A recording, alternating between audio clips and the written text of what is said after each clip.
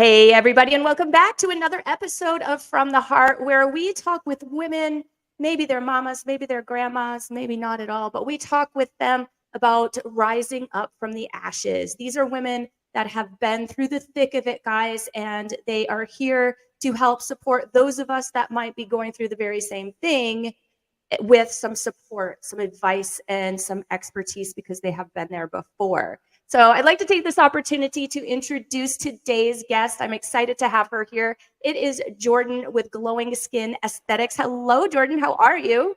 I'm good. How are you? Doing awesome. Can you introduce yourself? Just tell us just a little snippet about Jordyn. Yeah. So I'm Jordyn. I am from Washington State originally, a small town called Yakima, and I've lived in Arizona. It's about 6 years now, Oh, wow. almost seven. Yeah. And I absolutely love it. I'm out here in sunny Santan Valley, right on the corner of Queen Creek. I guess people say different things, Yeah, it but used to all be Queen Creek before your time. That's why. right. I like the word Queen Creek better. It's a nicer name. But yeah, we moved in Chandler, we've lived in Mesa, and then we've been out here for about 3 years now.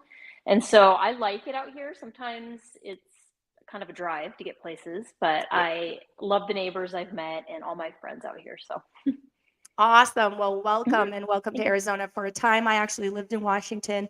I don't really Mm. remember it because I was an Army brat. And so I guess we lived there the year that Mount St. Helens erupted. So I just dated Oh myself. yeah. That would be Oh yeah. 1980, I believe. Wow, that's awesome. Yeah, I remember hearing about that a lot growing up in school and stuff. And it was Yeah. funny because people could dig in their backyards and still see ash like Hmm. years later, My mom which is has, cool. because this is how little I was. My mom has a baby food jar full of ashes from it. So, Yeah, yeah. There were ashes everywhere. Yeah, so I remember hearing all about that, but I didn't experience it, but well, let's talk about it. So, where does okay. Jordan's story start? Does it start back then, back in Washington? Yeah, it does. When I was 8, my mom was hospitalized for depression, and that was kind of my first experience with depression. It runs in the family. And Hmm. so I'm kind of watching my mom in a hospital getting ECT, which back then, and I think they still do it. It's kind of where it's like electric currents in your brain, and it really saved her life. And I think kind of watching that and going through that was life changing, and it's something that I talk about all the time, even now, just because it was so prolific in my life. And then I ended up getting depression when I was about 12. And then it's kind of come and went a lot as the years have gone by. I got some postpartum depression, just different things like that. My cousin has it, my aunt has it. So it's definitely like a family thing. And so it's definitely hard to navigate, but I have a soft spot for people who've been through it because it's hard managing life when you're dealing with mental health issues, and it's hard parenting, and it's hard even running a business when you're dealing with mental health issues. For sure. For our audience members that might not be familiar with depression, the symptoms of depression, what is it? Can you Hmm. just explain a little bit, maybe, from your perspective, what you experienced and how your mom or dad or whomever kind of discovered this when you were 12? Because I mean, I'm assuming, and correct me if I'm wrong, maybe you did, but I'm assuming as a 12-year-old, it took some adult help and adult interaction to move you to the next step to say, hey, Hmm. something's going on here. We need to do something about it. Am I right? Or is that something that you Yeah. did on your own or you asked for on your own? Well, it's funny. A lot of people think depression's black and white. People think, Mm-hmm. oh, if she's sad all the time, she's depressed. If she's in bed, that means she's depressed. But really, depression is pretty colorful. It looks different for different people. And I've always kind of had an outgoing personality, and I think people would just assume I was happy even when I wasn't. And I kind of gave off that vibe that I was kind of putting a happy mask on when really I was suffering inside. And so. For me, it kind of started with being OCD. So it started with the anxiety. I was a perfectionist. I had to get perfect grades or I had to be a perfect friend. I had to be a perfect daughter. I had to do everything right. And I was, really into God back then, really into like being faithful. And if I were to sin or if I were to do something wrong, I would be really hard on myself. And I'd do things like, okay, I have to do 10 push-ups if I made a mistake, or just like little things like that escalated into OCD. Or even washing my hands a million times. I'm still a germaphobe. COVID didn't help. So it started off that, and then I started kind of isolating myself from people. And I think that's kind of the biggest point, is when you isolate yourself, and then you almost become kind of self-absorbed because you're so depressed. You can't think of anything but the depression. And so people almost want to say, oh, well, she's selfish, or, oh, she let herself go, or, oh, she's not, she's flaky. She's not calling me. She's not talking to me. She's not looking at me. She's not smiling. And really that it's not that I was trying to be rude, or it's not people are trying to be mean. It's a lot of times they're just trying to survive, and they're on survival mode. And so, for me, I ended up kind of isolating myself. And then I did go on medication when I was a teenager, which helped. But then kind of finding the right medication and the right dosage. Right. I fell through another depression when I was in my 20s, and I was living in California. I was living in San Francisco. I had always wanted to live there, and I just moved there after breaking up with a boyfriend. And I lived on my own, and I loved it, but I got really lonely and really depressed. And I was kind of at that, I was like 23, 24, 25. I was at that age where I'm like, I didn't really know what I wanted to do with my life. I didn't really know where I was going or headed. And I ended up doing the same thing. I isolated myself. I couldn't even look at my family. I couldn't even talk to my family. I was just so consumed with this darkness, I guess you could say. And so to get out of that was hard. I started picking up yoga, and I actually started becoming an artist. I started doing artwork to kind of help me let go of what I was feeling, or make sense of what I was feeling, because sometimes words get noisy. And for me, art and just expressing myself through color really helped. So I started doing that. And then I became a mom at 29, and my life just completely changed. I think it did save my life. I ended up going on medication right after I had my baby. And I started taking better care of myself, because I knew that I had a baby to take care of. And I knew that I had to get up, I had to brush my teeth, I had to be functional for my child. And so I think taking care of my mental health as a mother actually has been a lot better than before. So. Well, that's good, because, like one of the other podcast episodes that we do, or podcast shows, I guess, I don't know what to call them, is mental wealth. And that's where we focus on the mom, or, the woman themselves, so that they can break those generational traumas and not pass those things down to their children. And I'm not saying that depression's a generational trauma, but the way, maybe with you diving into more of your mental health because you have a baby to take care of, and you're like, well, I have this responsibility now. It's not just me. I'm assuming that helped you gain some maybe additional tools or coping mechanisms that are healthy, that would be a good idea to pass down to your kiddo, should your kiddo experience some of this stuff, at some point in her life. Absolutely. I'm a huge fan of modern science and medication, and I don't think there's anything wrong with anybody taking medication if they feel necessary to. So I do take sertraline, which is an antidepressant. I take 100 milligrams a day.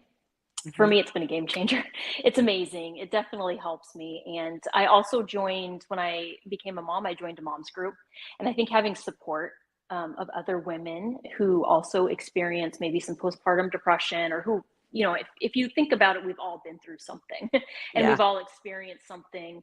And so kind of joining that community of women and people you can trust, I think that has been absolutely amazing. And I've made lifelong friends through the women's club that I was in. And I had joined a group through a church called MOPS too. Amazing. Oh yeah, I know MOPS. Yeah. Amazing. I highly recommend any new mother out there find a good support group, whether it's MOPS or a mom's group out there, because they're out there. Oh, absolutely. Well, Mom Nation. And Mom Nation, yeah. And that's a big thing for us too, is we've always been about that kind of support. Like there is enough judgment out there to last us all 100 lifetimes. Like we don't need to do that to each other, right? What we need Mm-hmm. is we need to say, hey, me too. Or hey, I struggled with that as well. Like, let me support you. Let me give you a piece of advice. Let me share a resource with you that really helped me out. And that's where I think the magic is. Not only that, but also just the sheer fact of knowing that you're not alone in what you're going through. Like and I don't want, Exactly. right? And I'm not like, I'm not happy that other people might be struggling, right? Mm-hmm. But we're going to go through struggle anyway. So we Mm-hmm. may as well help one another through it. Oh And that's yeah. what I love about the group too. Being open and honest is definitely something that I love. I love to Yeah. be because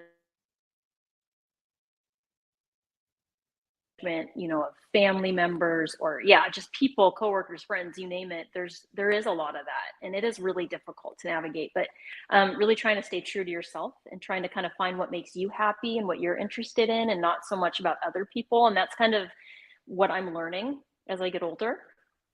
Oops, I think I lost connection there for a minute. Yeah, that's But yeah, okay. as I get older, I'm definitely learning to take better care of myself and not people please.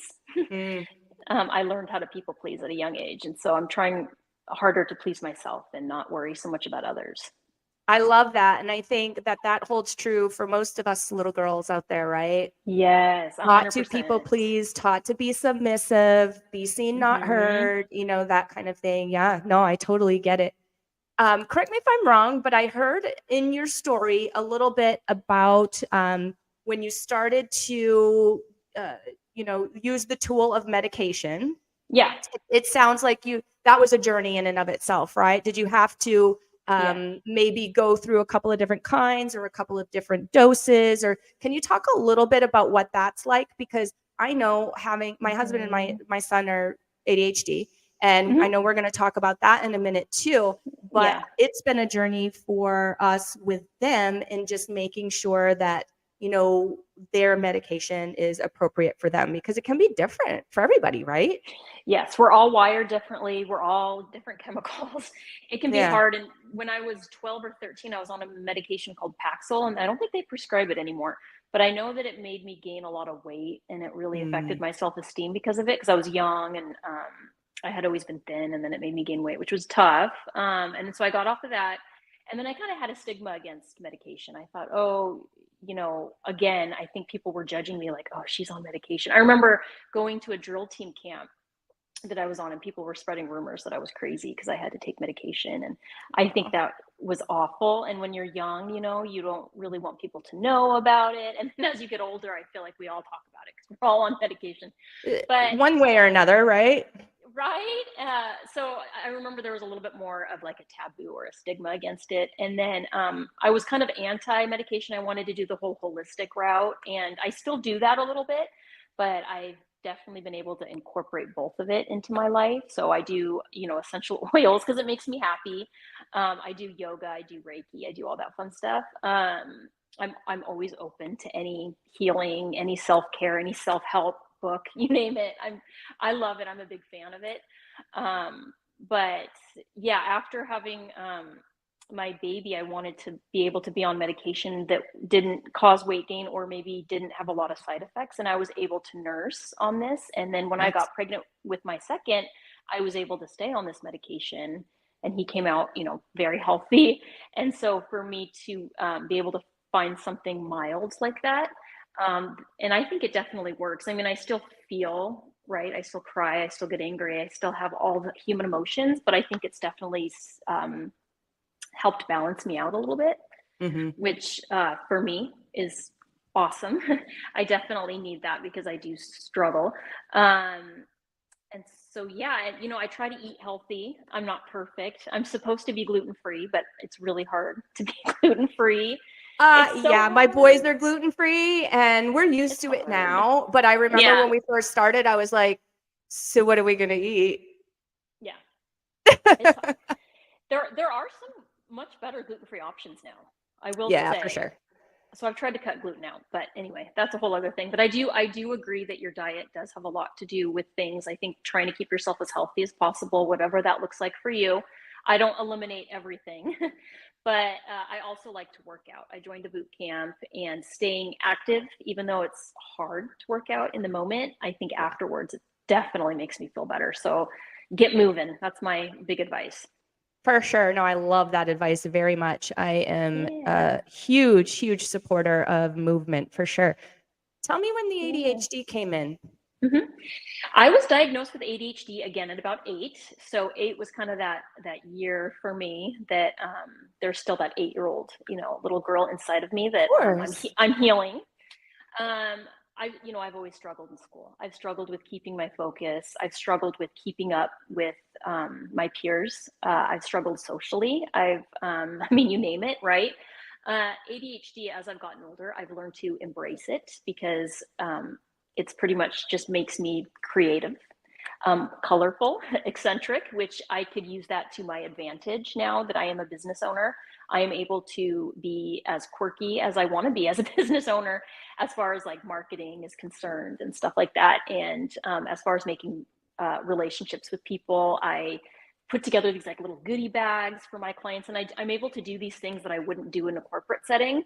Mm, And so I'm embracing my ADHD as I'm older. But when you're younger, I was bullied a lot for it. I mm, was made fun of a lot for it, and people would label me as the weird, crazy person mm. just because I had so much energy and I had Yeah. so much to say, and I talked, 100 miles a minute, and like driven by a motor, right? Just because I was so go go go, like an Energizer bunny, and I still Mm-hmm. have a lot of energy, but I don't have as much because being a mother makes me so I'm exhausted all the Yeah. time. So I've definitely learned to embrace my ADHD, but it was a struggle. And I'm sure, having sons, you said, with ADHD, I'm sure you've seen them struggle like with school or just kind of Oh yeah. fitting in even. Oh yeah. So it's actually my husband and my son. I call them my Okay. boys because Okay. I mean, you know, Why they not? are. But Yeah. yeah, my son is a bit of a social butterfly, and he has had, and I don't know if it's him or the time that we live in now, which I believe is a bit more accepting of others and their differences Yes, than back when we were 100%. younger, right? hmm So hmm that's a big difference. Um, and again, I don't know if it's just the atmosphere where we've put him or what, that may be a combination of the things. But he's done very well socially, academically, where he's a smart boy. If he's not interested in it, he's hmm not going to do it. Yep. And so, the big ones like math, which I know, I know a lot of parents that also have kids with ADHD, and that's math seems to be a struggle. I know hmm some parents that have kids with ADHD and they do great in math. So I don't think that hmm that's totally black and white, but that's his little nemesis. hmm Usually, when you're ADHD, you're gifted, and normally, yeah, you have like a focus in one area that you excel in. And some people, yeah, it's athletics. Some people, it's math. I was never into math, but for me, it was being creative. It was being, art. I loved Yep. creative writing. I loved drama. I loved kind of being able to express myself and not sit behind a desk for eight Mm. hours, which is why I could never have an office job. Um, for me, it was just like, yeah, talking to people, asking questions. I loved doing that as a kid. And so I definitely agree that things have gotten a lot better. There's a lot more acceptance and tolerance. And even my oldest, for the longest time, I thought he had ADHD because he was kind of struggling socially a little bit, but we figured out he's on the spectrum. And so he is high functioning autism. Mm. Um, but it's funny because I feel like we're living in such a different world. Back in the day, you would label those kids as just bad, ornery children. They'd get sent to the principal's office all the time. But now there's all these resources. And now that I've got my oldest diagnosed, I'm able to get him into all these different therapies. And I'm Hmm. learning every day about autism, just being neurodivergent in general, like I am.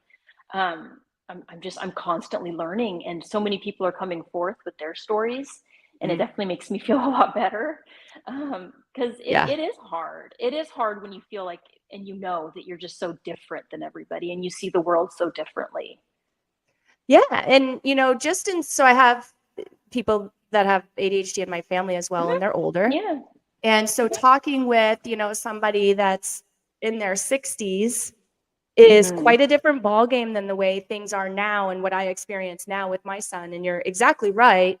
There's a Hmm. reason why kids are I don't even want to use the word acting out because I feel like that's not even fair. It's like not right. But there Hmm. is a reason why kids end up in the principal's office, right? Hmm. And I will go out on a limb and say that I think it's a very rare occasion that they just are being bad kids or that they're Hmm. trying to, be upset others or be disruptive. I have a really hard Hmm. time believing that, especially with little kids. And I Hmm. feel like there's always something underlying that we need Hmm. to dig into and find the Hmm. source of that. And it really makes my heart happy that we live in a day and age now. We're not perfect, but we're certainly getting better where we Hmm. recognize that and we understand that. So, like you said, way back in the day, these kids were just labeled as bad kids. They were treated that way. They Hmm. were, maybe even pulled out of regular classrooms and put into other classrooms where they were labeled. And I think that it had, oh, you're fine. I think that had a huge impact. Actually, I know Hmm. because of the experience that I had with the family members that I have, that had a massive impact on them. Not only for their development, for their self-esteem as well. And we all know that is like the most important thing. Yes. Yeah, my self-esteem, yes. I still, to this day, am working on my self-esteem because of it, because I was sent out of the classroom quite a lot and I was put in, special needs classes or even the resource classroom. And for the Yep. longest time, I thought I was stupid. I thought I was mentally incapable. I thought I was special needs, for the longest time. And it killed me. And even now, some of those memories and thoughts kind of come up of just Yep. I remember hiding. I would have to go to a special classroom for reading and I would hide so that nobody saw me like sneak into this classroom because I remember there were times where kids would be like, what are you doing in there? Or or they'd be like, what, you're in the special classroom, and you just want to fit in when you're young. You Yeah. don't want to stand out like a sore thumb like that. And so I definitely remember doing that a lot, which is sad. It brings back really sad memories. And I think that now there's so many more options. I think public school, I definitely got lost in the public school system. And every kid is different. Public school's awesome for some kids, and for kids like me, it wasn't. And so Yeah. my oldest goes to a micro school, which is it's out of someone, it's like homeschool, but it's in someone's house and there's a guide who has about 10 kids in her living room and she lets them go at their own pace. And if my son wants to get up and take like a 10-minute break, she lets him, she lets him walk around if he needs to. She's very accommodating. So he's thriving there. And if they had micro school when I was a kid, I would have thrived. I would Yeah. have absolutely thrived in a different setting. But I definitely got lost into that school system, which is a shame, which is sad. But I'm here today, and with all this wisdom, I'm not going to let that happen to my kids. I'm not going to let my kids struggle that way. Oh, I love that so much. And I know that we're getting close to time here. And my last question Yeah. for you, um, it's kind of a two-parter. Okay. So the first part is can you advise other moms out there that are maybe dealing with kiddos that they suspect could be on the Mhm. spectrum, could have ADHD, could have depression, like what signs could they be looking for?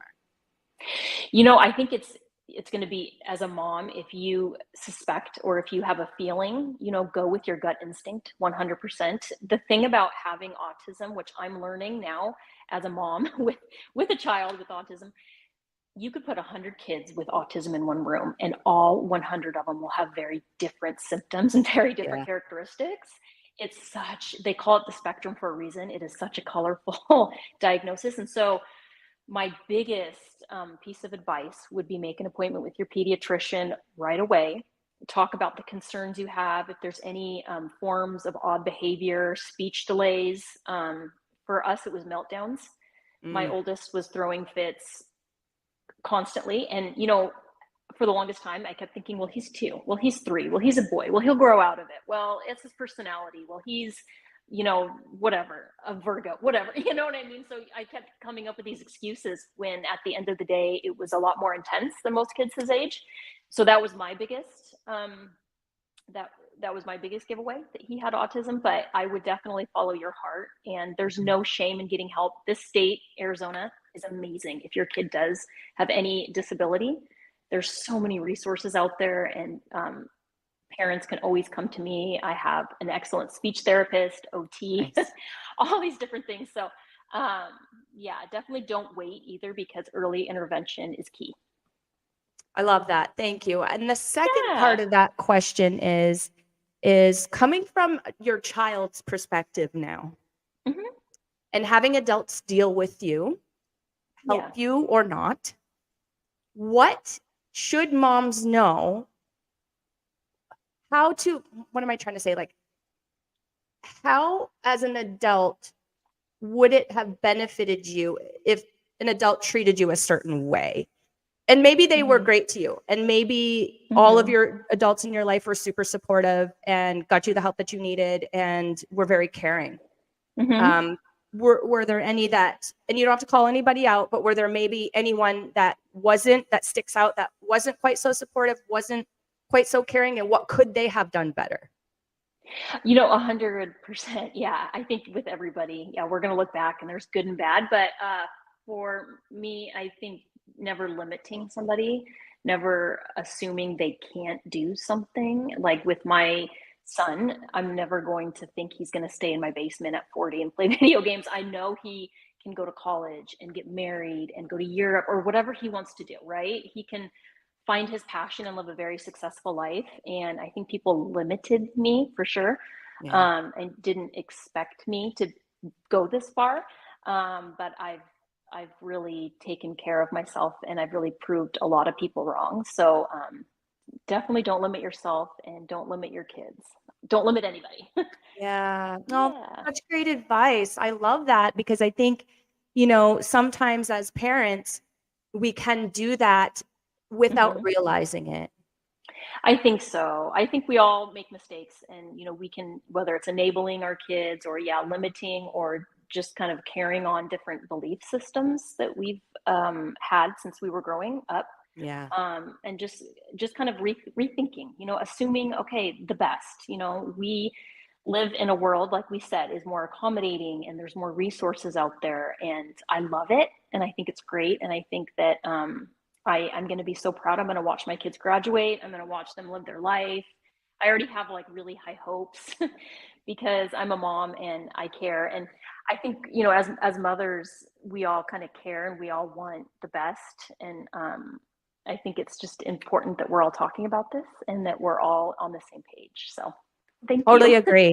Yeah. I agree so much. I love it. Thank you so Yes. much for Thank sharing your you. story. Thank you so much for Thank sharing your you. advice, and congratulations for making it as far as you did. I mean, in the face of adversity, because really, like, just think about when we were younger, things were Yeah. so much different. And so Hmm. you've really, I mean, it feels like, I get the chills all over. It feels like you've literally had to climb and Hmm. probably claw your way out of some things at times, you felt like, right? 100%, yeah. Yeah, but I am who I am today, and I'm so happy to be here. And I've been looking forward to this all week. In my mind, I'm like, what do Oh. I say? How do I say it? What can I do? But I've definitely been looking forward to this, and I really appreciate you giving me this opportunity. Oh, of course. Thank you for being here Yeah. with us. It's been my absolute pleasure.